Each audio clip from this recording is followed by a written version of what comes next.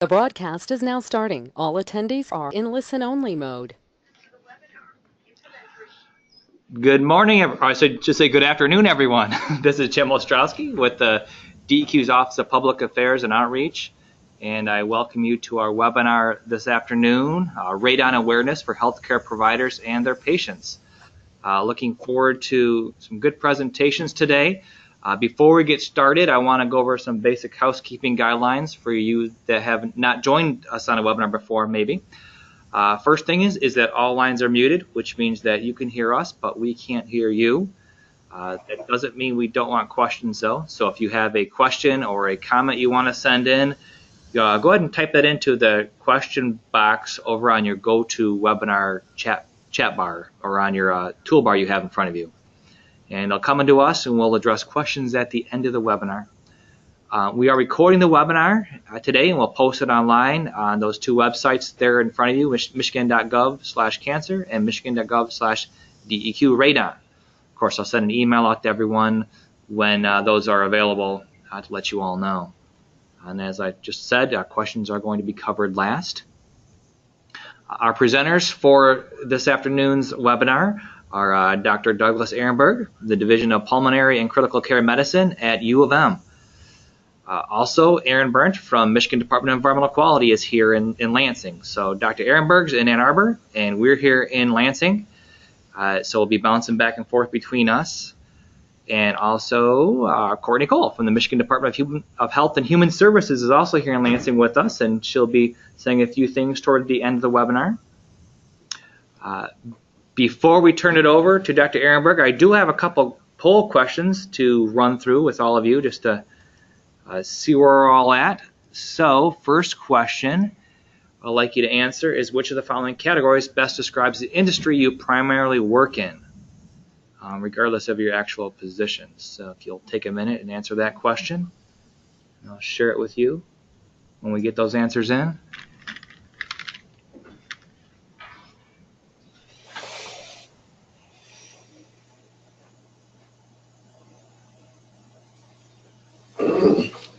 Okay, so real quick here, looks like most of you who have voted, so I'll just turn it over so you can all see. And a lot of us are in government, local health departments, and public health. So that's the first poll question. Oops. And the second question is, have you tested your home for radon before? Just to let us know that. I know I'm running a test right now in my basement, so this is very relevant to me. Okay. I'm waiting for those results to come in. And looks like most of you have submitted your responses, and this is interesting. So it's almost split. We should ask this question at the end to see how many people are going to test out for radon after the end. So it's pretty split there. All right. So without further ado, I'm going to send it off to Dr. Ehrenberg. Dr. Ehrenberg, are you there? I'm here. I'm ready to go. Okay. I'm going to transfer the presentation over to you, and you should see something pop up there. All right. Good afternoon, everyone. Thanks for joining us. I was asked to talk about this largely from the perspective of a healthcare provider. I'm a physician and a pulmonologist, and I work really exclusively in the lung cancer area. And I suspect that if there are healthcare providers on the line, a lot of them probably will get this question more than I do. By the time somebody comes to me, radon mitigation, believe it or not, is not at the forefront of their mind. But I think if you don't have a good grasp of this, just I'll start with a very basic description of why this is an issue. So the bottom line is that radon is a natural product. It's everywhere in the Earth's crust. It was here long before we were, and will be here long after we're gone. It is itself, radon emerges as the result of radioactive decay of other radioactive products. And radon, because it's a gas as opposed to a solid, because it's a gas, it seeps out of the Earth's crust and can seep into homes and other dwellings, and these can get inhaled. And of course, because it is an unstable element, it deteriorates through admission of various particles that are radioactive and that can cause damage. And so because it's inhaled, it gets in the lungs, and that is the primary mechanism through which radon causes health problems. It causes lung cancer. So, let's put this in perspective. This is a table that shows you the relative risk of various exposures compared to people who are not exposed. And people will look at this table and wonder why in the world high-dose vitamins have anything to do with lung cancer. And it's included on here because there have been studies in the past where they took vitamins that they thought would actually prevent cancer and found quite the opposite, that in smokers, high-dose vitamin A and vitamin E actually was associated with a higher risk of cancer. But as you can see, that risk of cancer was about 15% greater than people who weren't on those. But the reason I put this here is just to give you a sense of where radon falls. And there's question marks there because these are estimates. All these are truly estimates, but the actual magnitude of the relative risk can be quite difficult to measure. Why do I put this on here? Radon actually looks like it has a fairly small effect. In order to understand the public health impact of a cancer risk factor, you have to understand not only the relative risk, which is what you see on this table, but the number of people exposed to that. And on a public health basis, radon is at least as big a problem as, for example, asbestos is, not because it's a stronger carcinogen, but because there are so many more people that are exposed to it. And you'll see that more accurately depicted here. Now, this is a graph pilfered, if you will, from the American Cancer Society that look at various causes of lung cancer in non-smokers. And what you can see is there's quite a few people in whom we just cannot explain why they got lung cancer. And that makes lung cancer pretty much on a par with just about every other type of cancer that we just really don't know why. Lung cancer is unusual in that we do have a pretty good understanding of the risk factors associated with it. The 800-pound gorilla is always going to be tobacco smoke. But if you take people who've never smoked, about a quarter of lung cancer patients who never smoked probably developed it through their exposure to radon, most likely in their dwelling where they live. There's quite a few people that will get lung cancer because other people smoked in their environment. And under occupational exposure, you would find asbestos. And it's not that asbestos is not a good carcinogen. In fact, it is quite an effective carcinogen, but there just aren't that many people working with asbestos as compared to the millions of homes in the U.S. where radon may be carcinogen. So radon, because it's a gas, gets inhaled into the lungs, and because it's radioactive, the actual chemical properties of radon change as it emits its radioactive particles. And so because it emits alpha particles, which we'll see in a second, the alpha particle emission from radon, if you don't understand what an alpha particle is, it's basically 2 protons and 2 neutrons. It is, in effect, a naked helium nucleus. And so when a nucleus emits an alpha particle, the chemical properties of that molecule change, and it becomes a different compound with a different chemical property. The radon decay particles are essentially changed from gas, which is what radon is, to solids. And those solids, when they get deposited in the lungs, can be very troublesome because they themselves emit additional radioactivity. So when you have a helium nucleus being emitted, you see here this very, very high energy particle that can itself damage DNA. But then it also results in the deposition of polonium in the lung, which is a metal, and polonium continues to decay. And one interesting way to look at radioactive decay is you look in this graph here. Here's radon with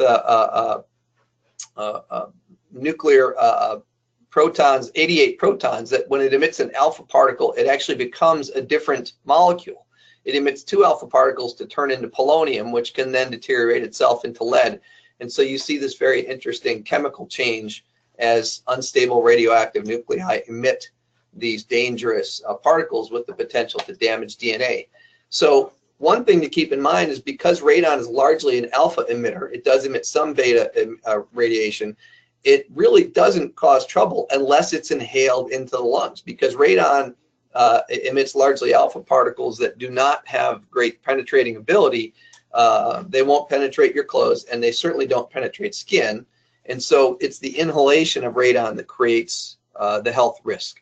So just keeping these sort of pictures in mind allow you to understand this. And again, if you're a provider and you want to engage in these discussions with your patients, you have to understand some of how this becomes a problem to advise your patients on how to how to take care of themselves. Alpha particles can damage DNA directly, or they can indirectly damage a DNA by creating free radicals that then lead to other oxidative damage. And of course, once you start damaging DNA, you're really messing with the machinery of cellular behavior, and these damaged DNA strands turn into oncogenes or inactivated tumor suppressors, and that's how cancer happens. So how do we know that there is truly a link between radon and lung cancer? It really starts with the understanding that most of the epidemiologic evidence comes from exposure in an industrial setting, largely, specifically speaking, miners. And the thing about mining is that because you are an employee of a large company, they can track how long you've worked there and where exactly you've worked. And being able to go back and compare employment records with subsequent development of cancer, you get the ability to do an exposure outcome relationship. This is the most basic epidemiologic experiment known to mankind, which is assess exposure and measure outcomes. And it's from these studies that we first had evidence that radon was probably a very potent lung carcinogen. How that got tied into residential radon was a very much more difficult problem. It's much harder to quantify residential radon exposure. People move from one zip code to another. People move from one house to another. Even people living in the same house will have different degrees of exposure depending on where they spend most of their time. Suffice it to say, and I'll show you some data coming up here, that there is a pretty well-established link between residential radon and lung cancer risk. So important facts to understand: nearly everything we know about the exposure-risk relationship comes from data on uranium miners, and obviously that is a very, very different exposure than one gets in a residential setting, and how heavy exposure relates to residential exposure is not well understood. With all those caveats, the International Association on the Research in Cancer has labeled radon a lung carcinogen, and the data are strong enough to support that. I will say this: radon and every other lung carcinogen are much more effective at causing cancer in smokers than they are in non-smokers. So with everything we say today, nothing can have as much of an impact as you helping your patients quit and helping us institute policies that make tobacco harder to sell, harder to buy, and harder to smoke. Don't bother looking at the busy of this slide, other than to notice that there are multiple studies from multiple countries involving anywhere from several hundred up to 1,000 patients. Really, they boil down to this: the pooled analysis from this study from Health Physics in 2002 show a relative risk for lung cancer that, if you look at this box, doesn't get higher than 1 until you get up to about 3.8. And this is why the current EPA recommended action level for radon exposure is 4 picocuries per liter. That is the standard unit of measure for radon exposure, which you see here. If you're like me and you like to go back to source literature, you will find yourself, like me, very confused by the terminology used. If you come across something called becquerels, it's just another measure, and if you want a conversion rate, it's down here. Suffice it to say that in the units we now use, the number 4 comes from this study, which is where you see it's not until you get up to about this level here where you get a relative risk that the 95% confidence interval is above 1 and not quite well above 1, but high enough that this is where the CDC and the Surgeon General recommend action. So that's where the data come from. The U.S. Environmental Protection Agency set for indoor radon concentration an action level of about 4 picocuries per liter of air. We can hear a little bit more later about how these measurements are made. It's not nearly as complex as you might imagine if you've never done it. It's actually quite simple. And I think that's part of the message of what we're trying to convey today, is that there are simple things that can be done to reduce individual and population risk from radon-induced lung cancer. And if they can be simple, we should pick the low-hanging fruit. The US EPA made this cutoff based upon both technical and economic considerations. At that level of exposure, which is actually quite low compared to what miners might be exposed to in the uranium industry, about 7 out of 1,000 people will get lung cancer. But you have to understand that asterisk, there's a lot of data behind that. It has to do with the duration of exposure. This exposure is not something that happens spending an afternoon in someone's basement watching the Super Bowl. This happens over many, many years of exposure. So most radon attributable lung cancer probably occurs at exposures below this residential level. And the reason for that is simple. There are far more homes and far more people living in homes where the level is low, and people live in their homes often for many decades on end. So why 4.0? Again, goes back to that data that I showed you, that the risk is only easy to measure when you get above that level. One way to look at it is this graph from the British Medical Journal. The cutoff level is up here around this, the relative risk is much higher, but the number of people exposed at these lower levels is much, much higher. And because there's so many people, there are probably numerous radon attributable deaths in people living in homes where the total level is less than 4. And it's this information that forms the basis of current recommendations that everyone should check their home for radon exposure and try to mitigate levels that are elevated. Finally, one last thing to point out about lung cancer risk from radon. How does that interact with the most well-known risk factor? Well, this graph shows you something to do with that, and that is that if you are a smoker, that's this blue line up here, your risk from the radon you are exposed to is much, much higher than if you are a non-smoker, right? And that isn't to say that this brown line is not elevated. We do know that people, non-smokers with radon exposure, are at higher risk for cancer, but it is a much more effective carcinogen when you are actively smoking. Again, we really need to attack lung cancer risk on a public health level from multiple angles. These are just two of them. And let me see if I can get my next slide to come up. It's quite possible that my computer just stopped on me. I'm going to keep going. You will, if you go to the EPA website, you'll see a national map. It looks a little bit like an election map with every county colored differently. It is an interactive radon map that gives you a sense on a county by county level how high radon levels are. I will tell you, as a provider, this is worthless information. So you should use this information with caution. On a neighborhood by neighborhood basis, you can have one home with very low levels of radon next to another home with very high levels of radon. For individual counseling of risk, you have to measure radon exposure in the home. So these are useful, I think, for public health geeks like me. They're not useful if you are trying to advise patients whether or not to pursue testing of their home or dwelling. So again, radon's part of the Earth's crust. It happens when uranium decays because it turns into a gas because of the chemical property changes from the deterioration of the nucleus. It can percolate through the Earth's crust, through the dirt around your home, right through cracks in the foundation and into your home, where radon decay products can be deposited in your lungs and on solid surfaces. It is true in general that because of how radon enters a home, the highest levels are almost always going to be on the lowest level. That is, if your levels on the basement or subgrade levels are low, you're not going to have higher levels on higher floors.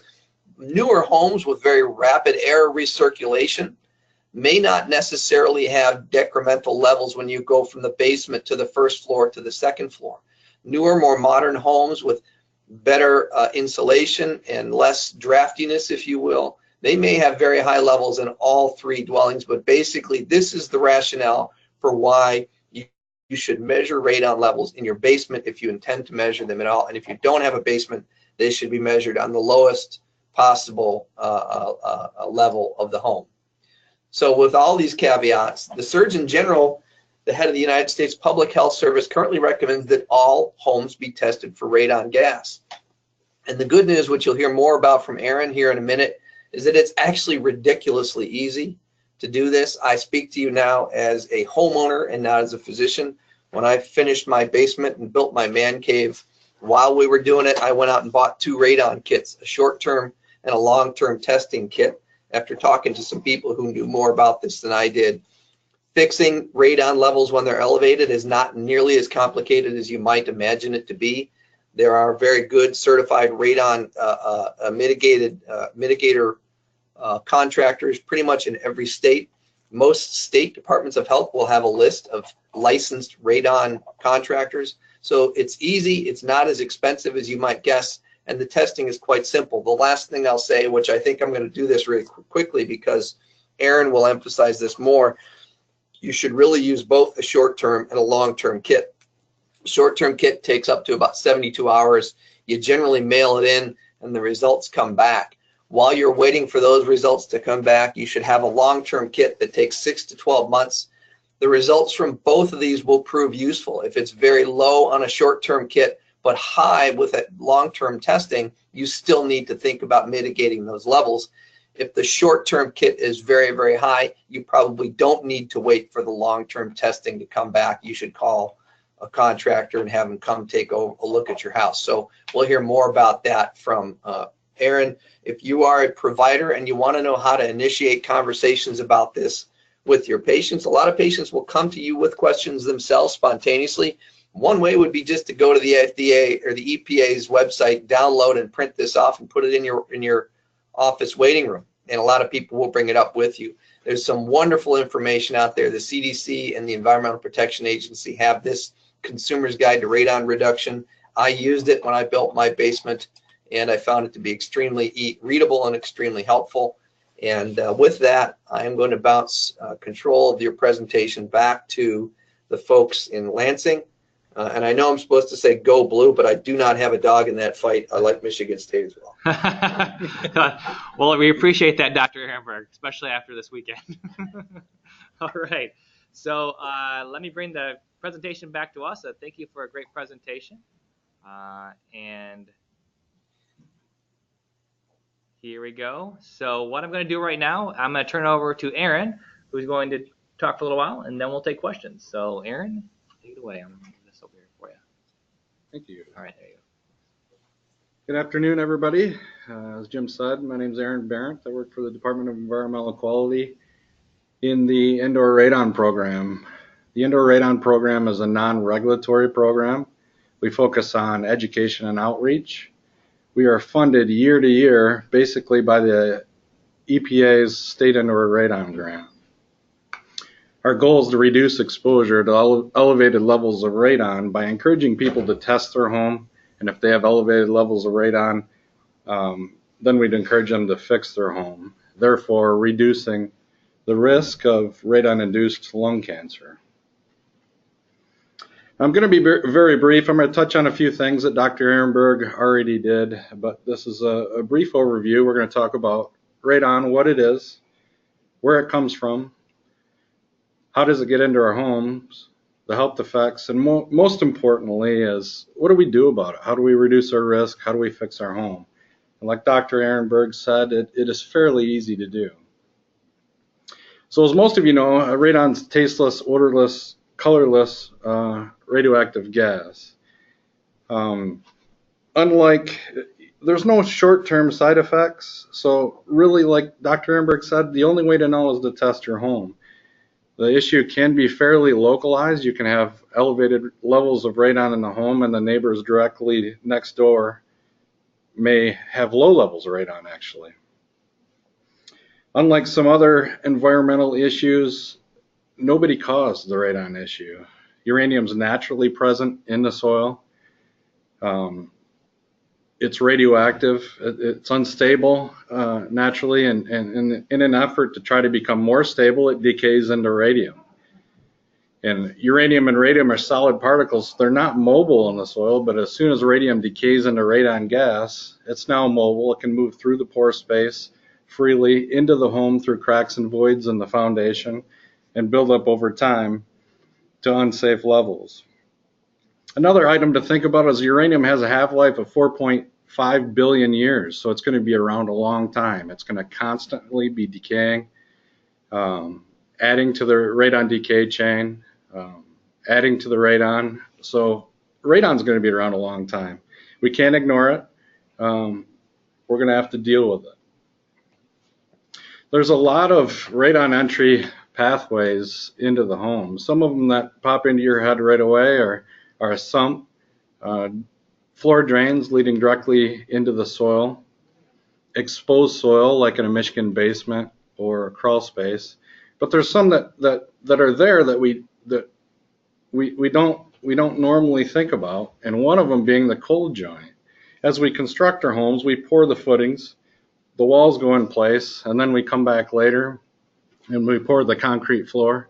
As that concrete sets up and cures, it shrinks a little bit. As it shrinks, it forms a small crack between the floor and the wall all the way around the basement. The same thing happens where you have penetrations through that concrete too. Drains, utilities, support posts. As soon as that concrete dries and cures, a crack will form around that utility or drain, and a radon entry pathway forms.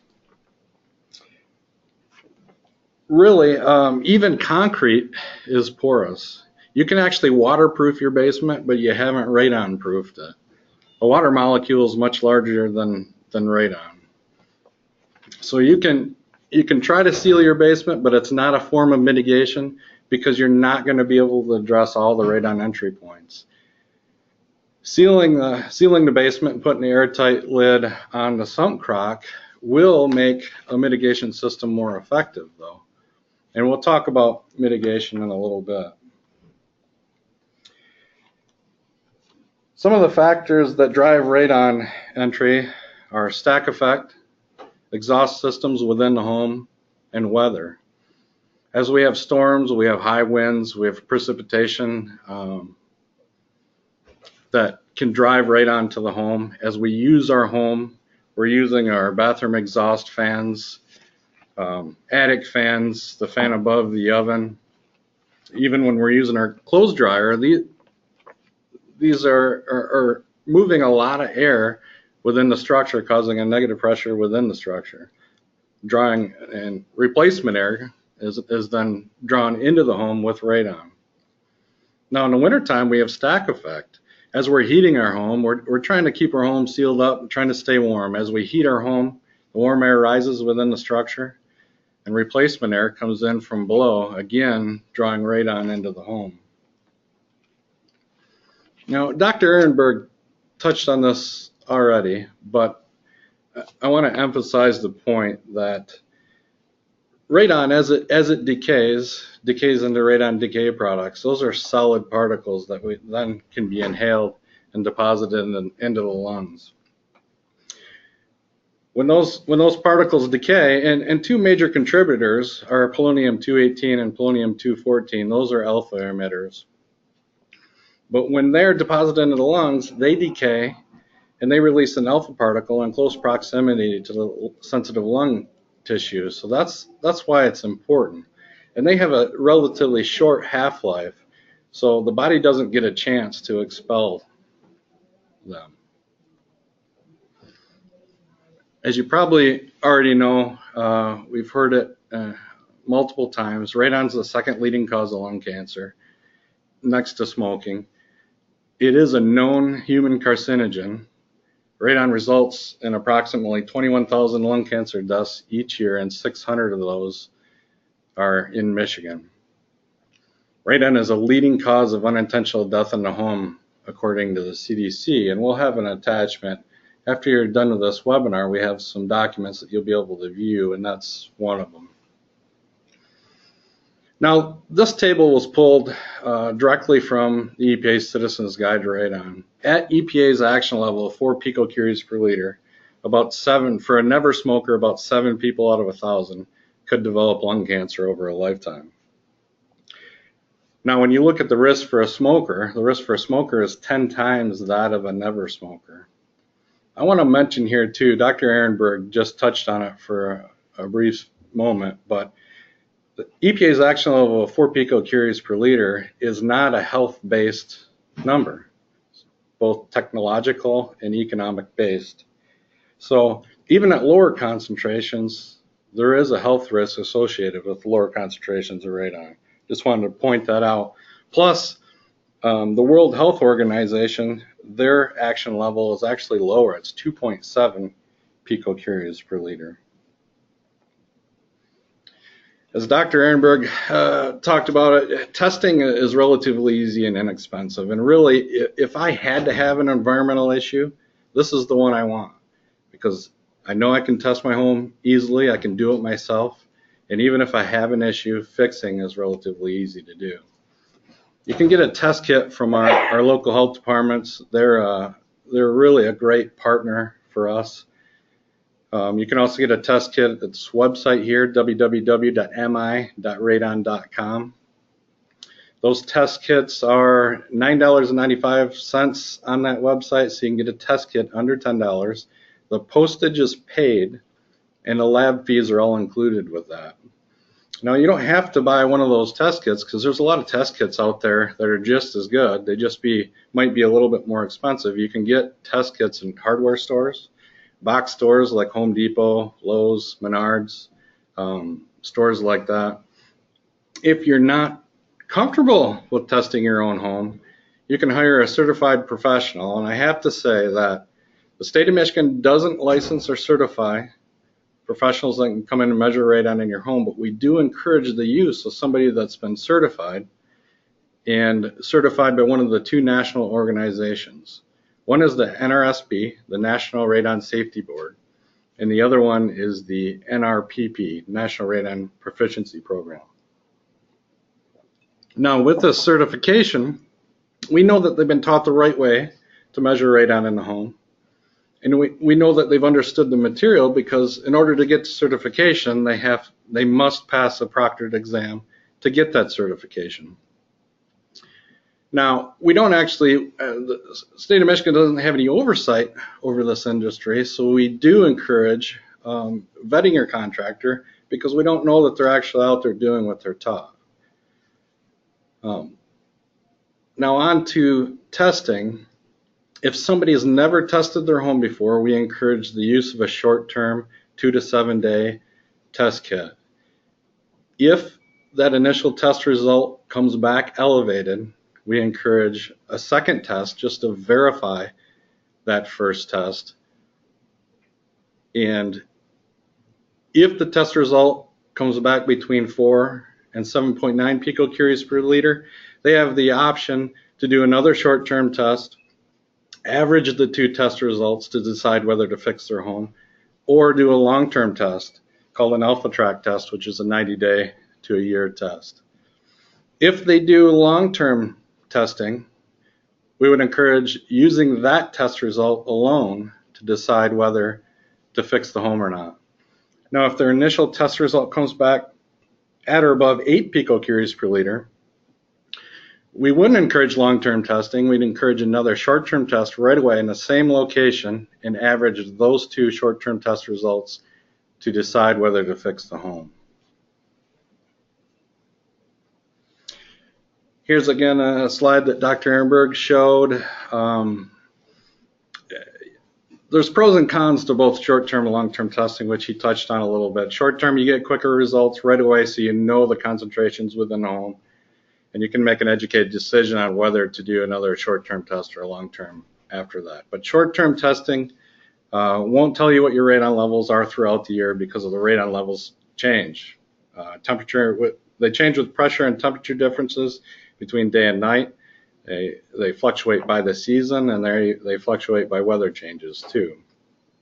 Now with short-term testing, you do need closed home conditions 12 hours prior to testing. And then during testing, you can still come and go from the home, but don't leave any windows or doors open for an extended period of time, and leave all your exhaust fans off during that time. Your bathroom exhaust fans, attic fans, your fan above the oven, things like that.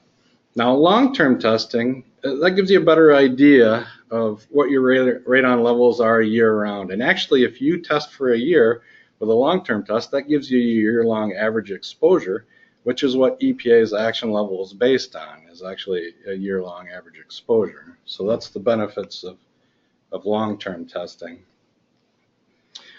Now, here in the background is EPA's map of radon zones. It looks at the potential of radon in these areas. Zone 1 has the highest potential of radon, above 4 picocuries per liter.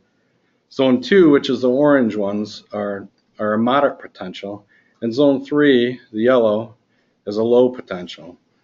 Now, this map was based on geological interpretation, some aerial surveys, and 2,000 strategically placed test kits statewide. So fairly limited data set. What we've done since then is laid our current homeowner test results over the top of that. So the numbers that you see in each county is the percentage of test kits that have come back since 1994 to present.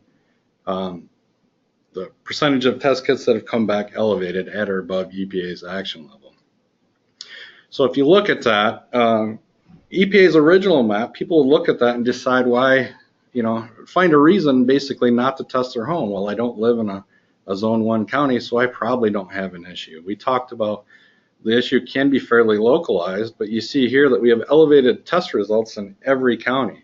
And actually 26% of the test results that we've gotten back to present have been elevated. So that's 1 in 4 homes. It's more common than people think. And even in a zone 3 county, we've gotten test results back at over 100 picocuries per liter. So it's important to emphasize to people, regardless of where you live, you need to test the home.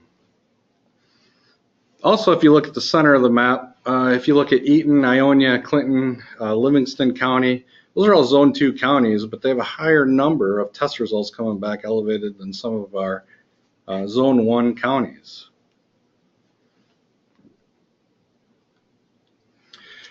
So we tested our home. We have elevated conditions. Now what?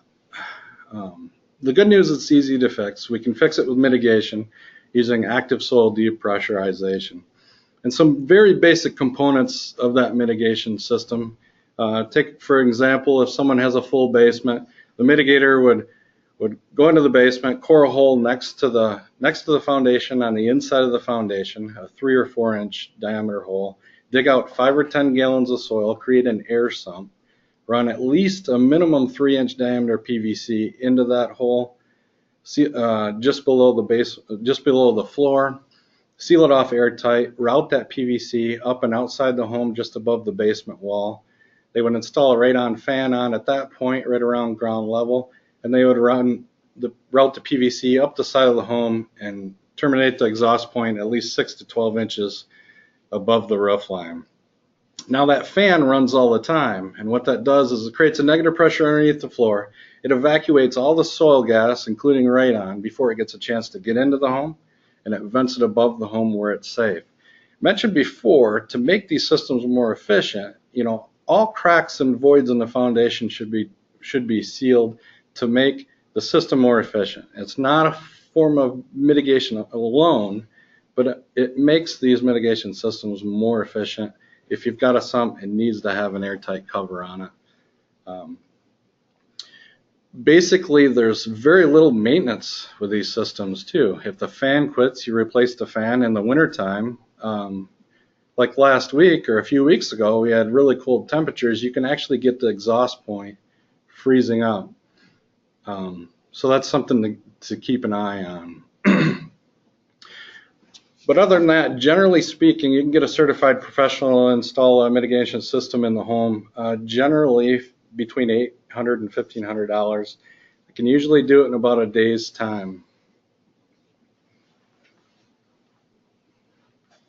Before I quit today, I want to talk about this EPA radiation dose calculator. It was really an eye-opener for me. It looks at all the radiation exposures, all the significant radiation exposures, and 7 of them are listed here. And what's neat is they look at radon and the concentrations in the home if you tested your home. I've included a link at the bottom of the slide here, so I encourage you to go out there, look at this calculator, and actually see how much radon exposure contributes to your yearly dose. This is just my example. I don't travel a lot. I don't live near a nuclear power plant. I haven't had a lot of medical procedures recently. So my dose other than radon is fairly low, but I tested my home, and on average I had 17 picocuries per liter. When I entered that into the calculator, it actually worked out to being 95% of my yearly dose. My yearly dose was over 2,500 millirem at that point. So I was curious, what my dose would be if my radon exposure was at EPA's action level of 4. I entered 4, and actually my radon exposure was 83% of my yearly dose at that point at 700 milligram. The average U.S. dose is 620 milligrams, so just slightly higher than the average at that point. Then post-mitigation, after I mitigated my home, my radon levels come back below 0.3, which was still 27% of my yearly dose, but it dropped my yearly dose down all the way down to 200 milligrams. So that was a big eye-opener for me. I encourage you to go out and check that calculator out. And obviously, I would encourage you, if you haven't tested your home, to test your home for radon. If you want more information, you're going to have some links to some PDFs of EPA's Citizens Guide to Radon and EPA's Consumer's Guide to Radon Reduction. But we have other educational materials that you can request from us that we can send you. One of them would be Building Radon Out. It talks about building radon-resistant features into the home at the time of construction. But we have many more outreach materials. If you're interested, contact me and let me know. To stay connected with us, did you want to do this? You want me to? Go ahead. Okay. To stay connected with us, you can visit our website or sign up for email updates with our department, and also follow us on Twitter. Here. All right. Hey, thanks, Aaron. Good presentation. Before we open it for questions, I want to just go over a few things. Contact information is on the screen for Aaron and Dr. Ehrenberg. Also, I'll give a couple minutes here. Courtney Cole from Department of Health and Human Services is here, and I'll make sure you have a chance to talk a little bit here too, Courtney. Yes, thank you. Good afternoon, everyone. My name is Courtney Cole, and I'm a public health consultant in the Cancer Prevention and Control section with the Michigan Department of Health and Human Services. If you have any questions regarding prevention projects within the cancer section, feel free to contact me, and my contact information is listed on the screen now. I would also encourage you to check out the Cancer Plan for Michigan at michigancancer.org. This document provides information on how to address the cancer burden in Michigan through prevention, early detection, diagnosis and treatment, and quality of life initiatives. You can also find more cancer-related resource documents if you visit michigan.gov/cancer. Thank you. Great. Thanks, Courtney. Appreciate that.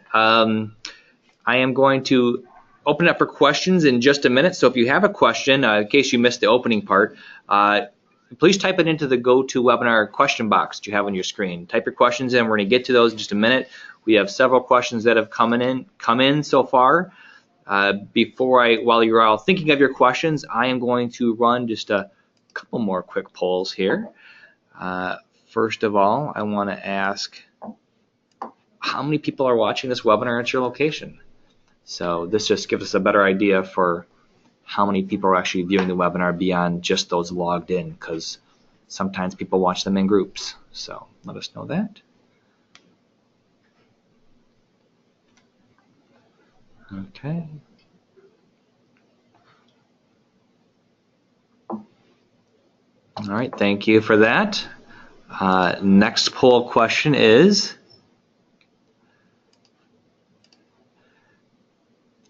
actually, I don't want to ask that. Yeah, you can ask us. I guess, answer this one. Did it meet your expectations? I'm also going to ask that in an evaluation I'm going to send out. I forgot I was going to send it out later, but feel free to let us know that. I'll just leave that one up there for a minute. Okay, thank you. And finally, this is one I really want to ask is, I want to know your thoughts on this, especially if you are part of the medical community. Will this webinar change how you communicate with patients?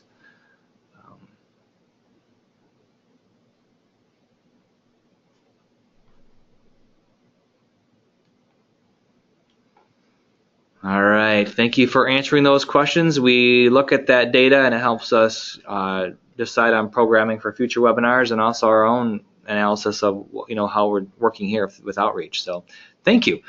Okay, Dr. Ehrenberg, you still online?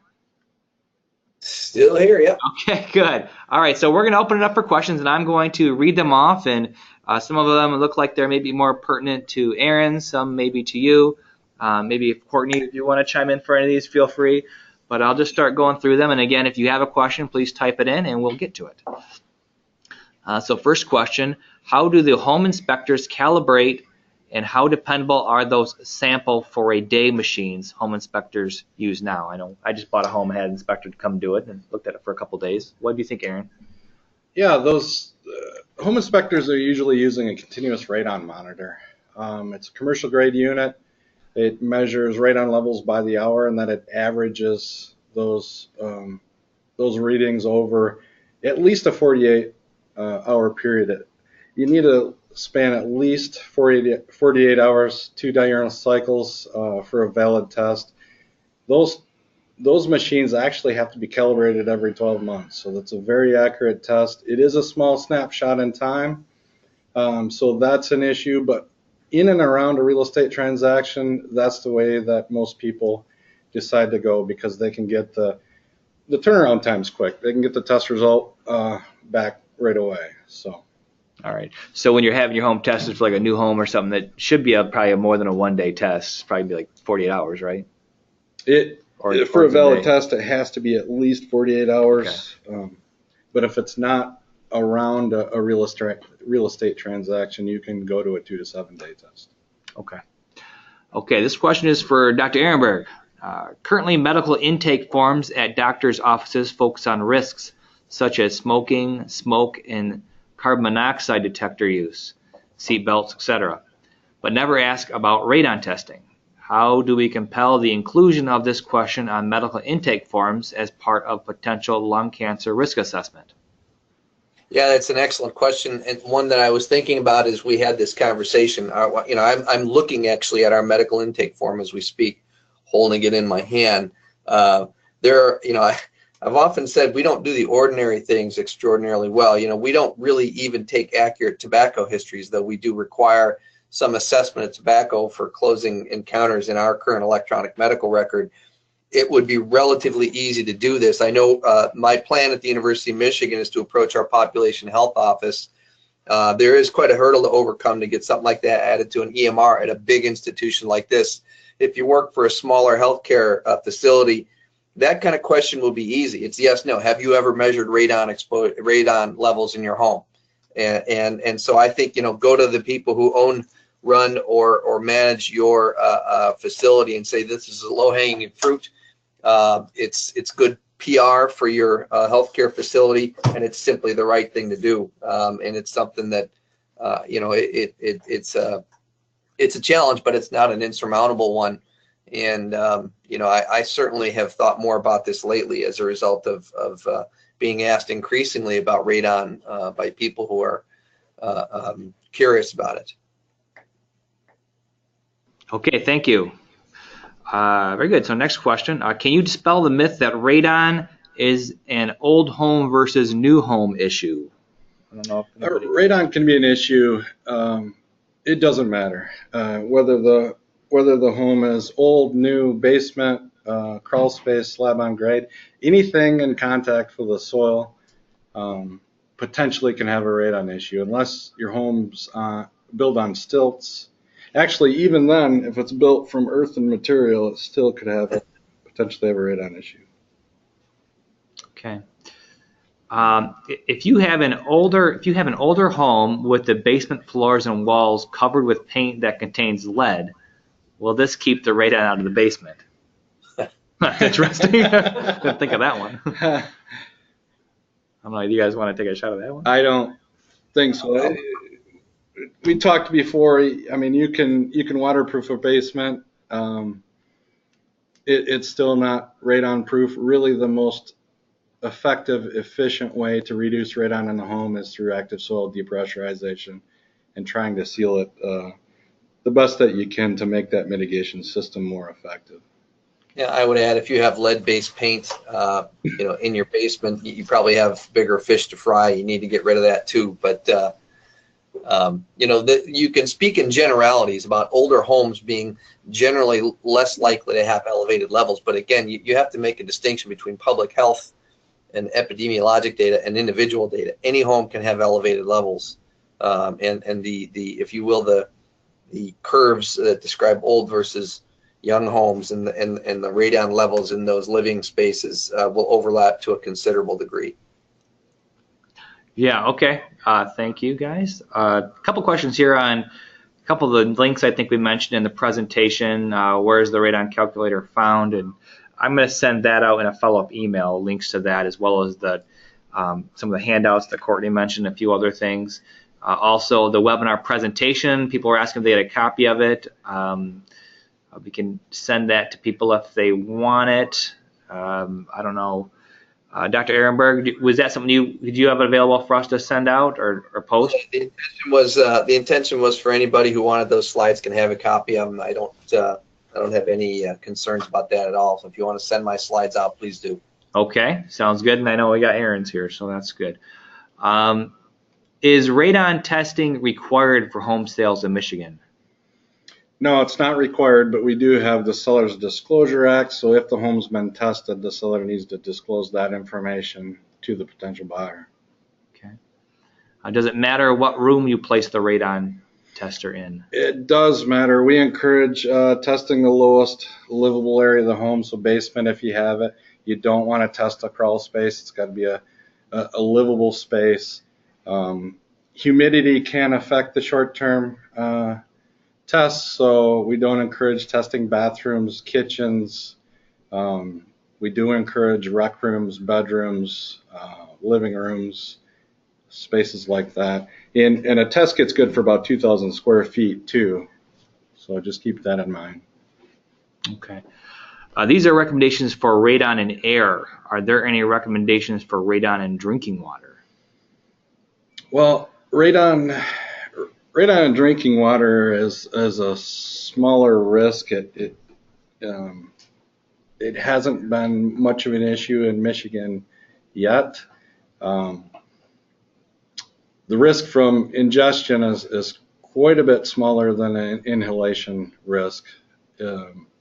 It can contribute to radon concentrations within the home. There's a 10,000 to 1 ratio. If you've got 10,000 picocuries per liter in water, it can contribute to 1 picocurie per liter in air. But we encourage people to treat it as a soil issue first. A majority of the time, it's going to be a soil issue. You can very easily address that through mitigation, and then test the home after mitigation to see if you still have issues, and water can be addressed at that time. As long as you're sure that the mitigation system was installed properly also. Okay. Okay, this one might be a question for Courtney. Does Michigan Department of Health and Human Services plan on an initiative for radon testing in low-income housing, multifamily, residential, and rental properties? If not, this might be an effective use of cancer prevention funding.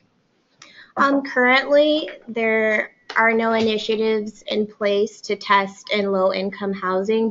We are working on projects to bring more awareness to radon exposure, and that is something the Cancer Prevention and Control section is currently working on. Okay, great. Do radon mitigation systems apply to other vapor intrusions, and how effective are they? Maybe you can explain maybe what other vapor intrusions might be. Other vapor intrusions could be other chemicals, man-made chemicals from other sites. But yes, the radon mitigation system does not care whether it's radon or other soil gases. It will evacuate all soil gases, but there is some concern with the chemical. If a system is designed for vapor intrusion, there's other things that need to be looked at. If it's a flammable chemical, you may need a intrinsically safe fan, or that's fairly complicated, but the mitigation system doesn't care. It evacuates all soil gas. Okay. Is radon testing better during one season of the year as to another? Generally speaking, we see higher levels in the wintertime, but that's not always the case. Illinois is doing a study right now that looked at testing some homes, and they were actually seeing higher levels in the summertime. So generally wintertime, we encourage testing in the wintertime. That's when our homes are closed up, they're sealed up, we're trying to stay warm. And again, when you're doing short-term testing, you do need closed home conditions 12 hours prior to testing and then during testing. So that's the reason behind that. Okay, we had a question here about should they put a detector or testing in the crawl space. I think the answer to that was no. I think you said earlier, right? So right. No you crawl want to test space. livable spaces, so no crawl spaces, no closet. Should I be concerned about radon in my workplace? It says there is no basement, but how does that work? We handle residential in a workplace, occupational setting. That's going to be handled by MIOSHA, and they have rules for that. Okay, so something that's not required people to test usually, but okay. How long typically does the fan last in a mitigation system, and how do you check it? Generally speaking, life expectancy on a radon fan is 10 years. There's been reports that fans have lasted, 15, 20 years, but generally speaking, 10 years. And I know when it's mounted on the outside of the home, a lot of the times you can't hear it, but mounted on the suction, the vertical pipe in the basement as a U-tube, has a colored liquid. It shows that there's negative pressure in the system. So if you can just go down to your basement or wherever that suction point is monthly and check to make sure that colored liquid is offset, that should be a good indicator. But again, I want to emphasize in the wintertime, we got to worry about when we get down to 0-degree temperatures, we got to worry about the exhaust point freezing up because these systems are constantly pulling moisture from the soil too. Yeah. There is plastic below the foundation. Will this keep radon out?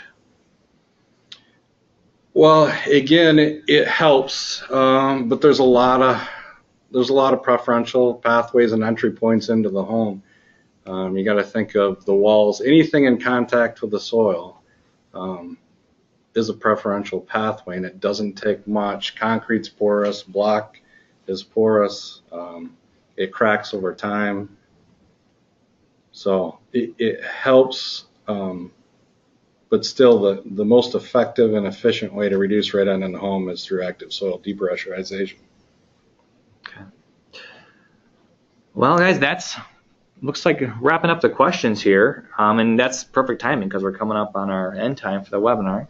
I want to thank everybody for joining us. I want to thank Dr. Ehrenberg and Aaron here and Courtney from DHHS. I'm going to bring up, I got to find my slide here where I have the contact information because I want to leave that up while I go through my wrap-up materials.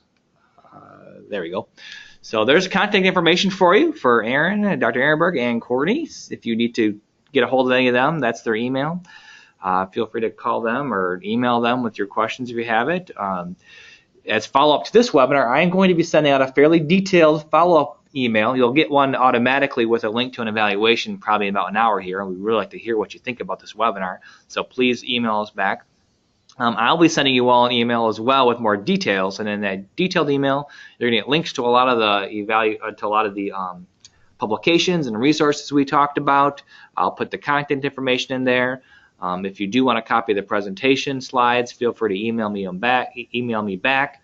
We'll be posting a copy of the recording online, and when that happens, it'll probably be in several days here. You'll get an email from me again, and that email will give you the link to the recording, and so you can access that and listen to this webinar again, or send it on to a colleague that might have missed it, which would be great as well.